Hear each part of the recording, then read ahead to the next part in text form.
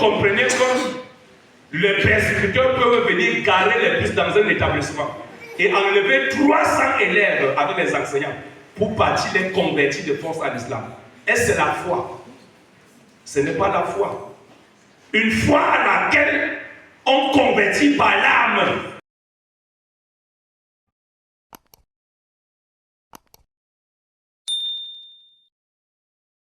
Comme ça, à partir de cette parole, entrer sur quelques lignes prophétiques.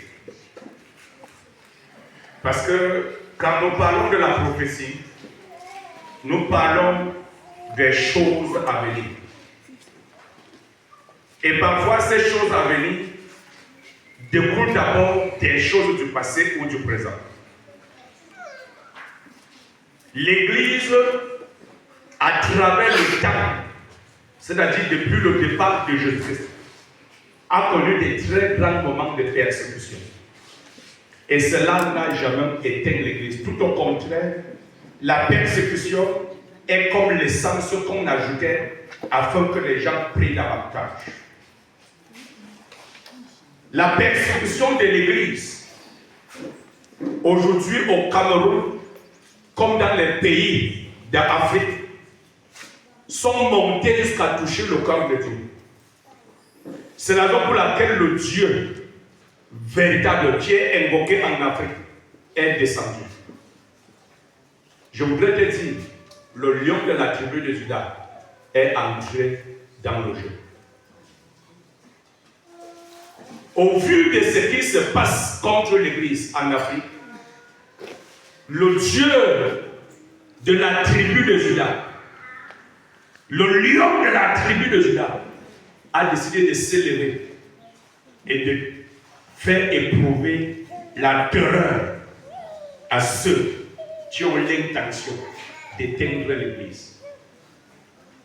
C'est la raison pour laquelle je célèbre le Seigneur pour le Nigeria, notre pays voisin, qui en ce moment va connaître une autre dimension de réveil.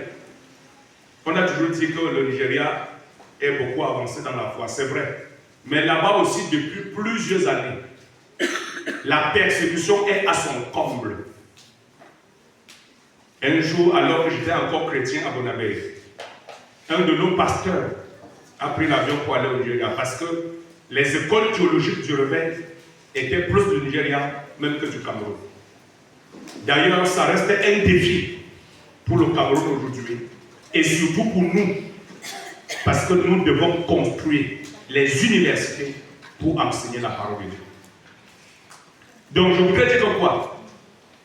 Le Nigeria va connaître à nouveau un très grand essor dans le réveil. Parce que le persécuteur a touché là où il ne fallait pas. Lorsque vous comprenez que les persécuteurs peuvent venir garer les bus dans un établissement et enlever 300 élèves avec les enseignants pour partir les convertir de force à l'islam, est-ce que c'est la foi? Ce n'est pas la foi.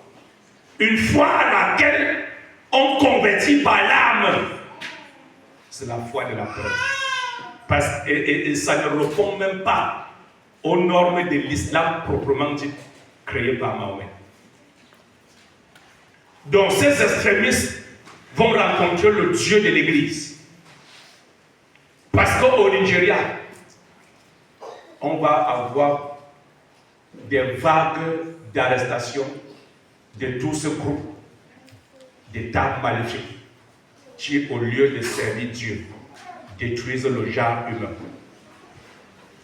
Si cela peut être utile, je vous disais tout à l'heure que le prophète ne choisit pas ce qu'il va rêver. Si cela peut être utile, vous verrez que quand on entre dans le nord-ouest du Nigeria, on prend maintenant le nord. Là, dans les forêts, c'est là-bas qu'on va mettre le feu et vont sortir. L'Esprit du Seigneur va exposer tout leur cachet. Je dis, vous entrez dans le nord-ouest du Nigeria et vous prenez le nord, le pôle nord. Vous allez voir. Et je vous dis, pour vous dire, suivez les informations. Commencez à partir de ce jour à suivre les informations. Vous allez voir les choses qui vont se passer dans ces zones-là. Et vous comprendrez que quand Dieu a décidé de changer l'histoire, il le change. Amen. Lorsque le Seigneur m'avait parlé ici, du Niger, je me suis levé, j'ai dit, mais le Niger, c'est même quel pays? Je ne connaissais pas. Et je vous ai dit, c'était au cours de cette année qu'on a dû vouloir renverser le président du Niger. Et dans le coup, on voyait même son propre frère.